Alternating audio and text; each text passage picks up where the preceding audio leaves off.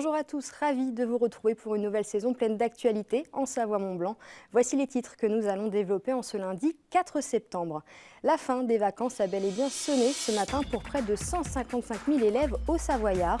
Une rentrée à la carte pour certains, avec le passage ou non de la semaine à 4 jours, ou encore l'application du rythme montagne. Nous ferons le point en début de journal. Et puis nous parlerons sport avec le rallye du Mont-Blanc. La 69e édition avait lieu ce week-end et c'est Johan Bonato qui s'est imposé pour la deuxième année consécutive. Résumé de la course à la fin de cette édition. Ce matin, les cartables tout neufs étaient donc de sortie pour cette rentrée 2017, une rentrée marquée par une nouvelle hausse des effectifs, plus 1608 élèves. Nous nous sommes rendus dans l'école maternelle de Choisy. 26 enfants ont fait leur premier pas en petite section. Kimberly Trivieux les a suivis lors de ce premier jour un peu particulier.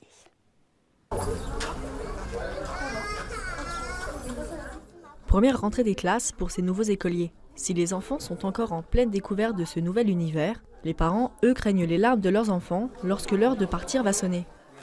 Elle était contente, ouais, quand on lui a dit c'est aujourd'hui l'école, parce qu'on comptait un petit peu les jours, c'est aujourd'hui l'école. Elle a eu un soleil, on va dire, dans son visage. Et puis, après, en s'attachant dans la voiture, non, je veux pas aller à l'école. Elle a voulu se détacher. Puis en la rassurant, en lui disant qu'elle pouvait avoir confiance, ça va. Après le départ des parents, place aux activités.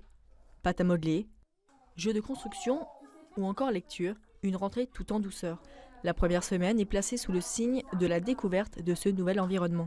Alors, il n'y a pas vraiment de programme pour cette première journée parce que c'est vraiment accueillir les enfants dans les meilleures conditions possibles, qu'ils prennent plaisir à venir à l'école. Donc, on ne va pas imposer des choses, on va découvrir les locaux. Tout à l'heure, on ira dans la cour de récréation, faire des bulles. On commencera à structurer les apprentissages plus tard. Là, c'est une journée vraiment tranquille.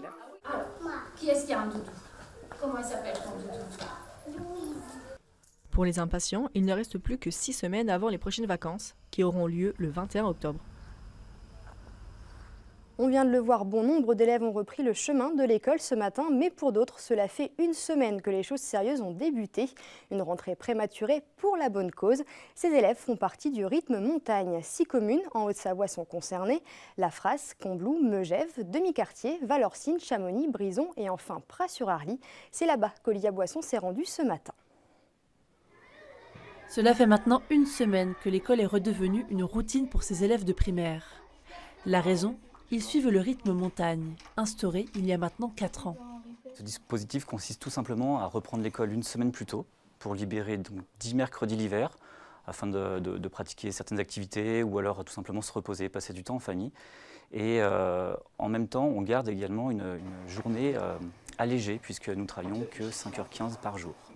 6 communes au Savoyard ont opté pour des mercredis de ski. Chaque commune a fait un effort donc, pour s'adapter à ces nouveaux rythmes, et notamment Megève avec leur palais des sports, puisqu'ils ont adapté les horaires des activités sportives. Elles commencent plus tôt, et le but c'était que les enfants aient une journée moins chargée. Ils vont donc aux activités sportives un petit peu plus tôt, finissent plus tôt, et donc rentrent à la maison plus tôt. Ils sont plus de 1500 élèves à bénéficier de ce rythme scolaire un peu particulier. On a 10 mercredis libérés. Et comme on habite à la montagne, on peut soit faire du ski, passer des mercredis en famille ou faire des activités sportives. Et toi, t'en penses quoi? C'est bien, ça raccourcit un peu les vacances, on voit ses copines. C'est bien, comme ça, on peut aller skier au lieu d'être à l'école. Mais avant de skier, il faut déjà terminer sa dictée. Malgré ce changement de rythme, le programme reste le même. Elle ne veut pas. On est parti sur un constat, c'est qu'à la fin de l'année, on s'aperçoit que le programme est plus facilement atteint, la fin du programme est plus facilement atteint.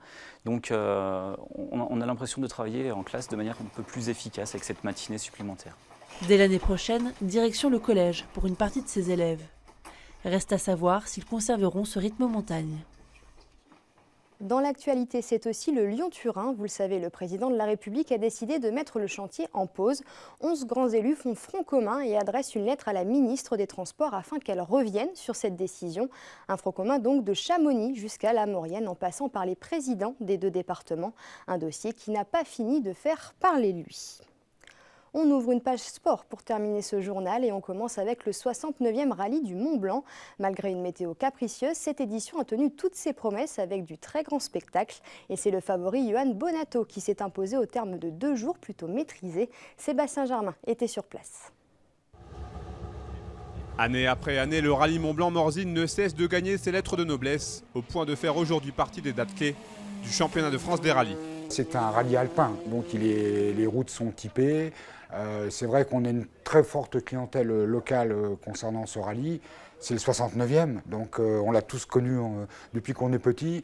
Et c'est vrai que par le profil des routes, ça crée des belles bagarres dans tous les groupes. Cette année, pour la 69e édition, pilotes, organisateurs et public n'ont pas été gâtés par la météo, avec une pluie présente tout au long des 2 jours de compétition. Ce qui change, c'est que ça nivelle les puissances, c'est-à-dire que les grosses WRC et la catégorie R5 est beaucoup plus équilibrée, parce que pour passer la puissance sur la pluie, sur la route, c'est beaucoup plus compliqué, et il y a aussi les pneumatiques qui rentrent en jeu.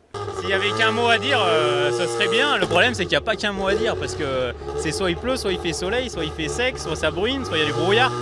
C'est des conditions météo qui sont hyper imprévisibles et hyper dures à anticiper, quoi. C'est compliqué parce que ce matin, quand on est parti au parc, c'était sec.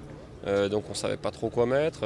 Au final, on est parti pour des pluies retaillées, donc ça s'est avéré le bon choix. On n'a pas le droit à l'erreur, quoi. Donc la voiture peut s'embarquer de 2 mètres en une fraction de seconde. Donc là, après, c'est dehors, quoi.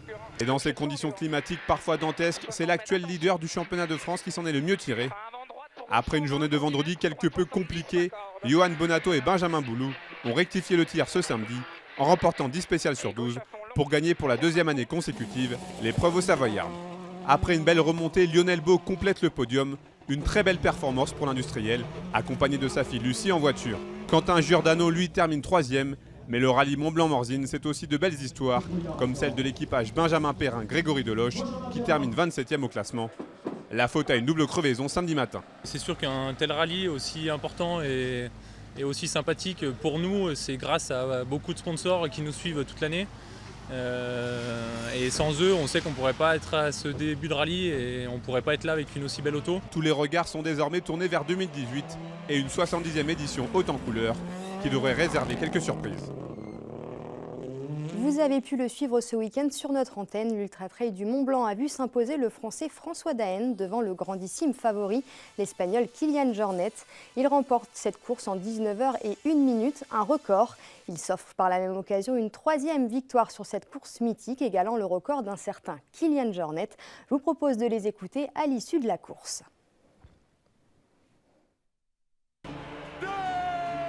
C'était super dur, mais voilà, cette victoire aujourd'hui, je crois que c'est pas... Enfin, là, c'est moi que vous applaudissez, mais il y a beaucoup de monde derrière, il y a beaucoup de temps derrière, et voilà, il y en a pas mal qui sont juste là derrière, qui sont pour quelque chose, et puis le public, j'avais le souvenir de 2014 où il y avait beaucoup de monde, mais là, aujourd'hui, il y avait la pluie, il y avait la neige, mais il y avait du monde partout. Dans les dernières montées, il y avait tous les 10 mètres, il y avait du monde. Les gens nous ont acclamés, nous ont poussés tout le long, et c'était vraiment fabuleux. Je suis super content d'être ici, de faire une course. C'était annoncé une course rapide. On a vu les temps qu'on a couru, on a vu comment c'est parti. Et c'est ça qui est amusant, c'est faire des courses avec des coureurs qui sont très forts. On savait que François, moi je le voyais comme le principal adversaire, le principal favori, parce qu'il a montré toujours de la classe dans les longues distances. Et on termine ce journal avec une image qui nous vient tout droit de Val Thorens. Elle aussi a fait sa rentrée. Je parle bien sûr de la neige. Il est tombé 30 cm dès 2500 mètres d'altitude. De quoi déjà penser peut-être aux prochaines vacances et aux pistes de ski à dévaler. Val Thorens ouvrira ses portes le 18 novembre prochain. C'est la fin de cette édition. Merci à tous de l'avoir suivi. N'oubliez pas notre site internet 8montblanc.fr et notre page Facebook. Passez une très belle soirée et à demain.